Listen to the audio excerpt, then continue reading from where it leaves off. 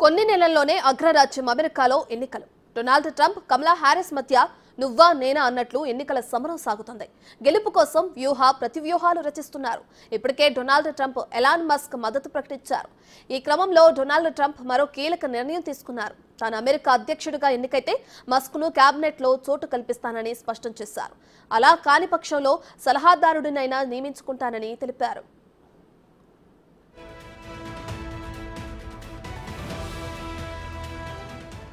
Musk చాలా తెలివైన వ్యక్తి అంటూ ట్రంప్ ప్రశంసలు కురిపించారు. విద్యుత్ వాహనాలపై ఇస్తున్న ట్యాక్స్ క్రెడిట్ను రద్దు చేసే అంశాన్ని పరిశీలిస్తానని చెప్పుకొచ్చారు.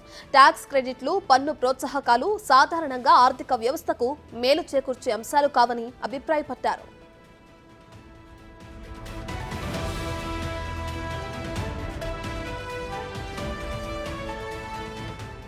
అయితే మస్క్కు కీలక పదవి ఇస్తానని ట్రంప్ అనడం ఇది తొలిసారేం కాదు. 2016లో గెలిచిన సమయంలో 2 కీలక సలహా మండళ్లకు మస్క్ను ఎంపిక చేశారు. కానీ ప్యారిస్ పర్యావరణ ఒప్పందం నుంచి బయటకు రావాలనే ట్రంప్ నిర్ణయాన్ని వ్యతిరేకిస్తూ 2017లోనే ఆయన రాజీనామా చేశారు.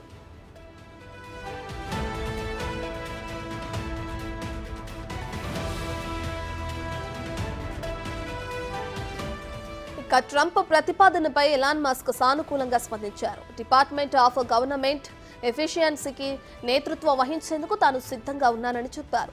ప్రభుత్వ పెట్టుబడులను క్రమబద్ధీకరించి వృధాను అరికట్టేలా ఓ విభాగాన్ని ఏర్పాటు చేయాలని ట్రంప్తో ఇటీవల జరిగిన చర్చలో మస్క్ ప్రతిపాదించారు.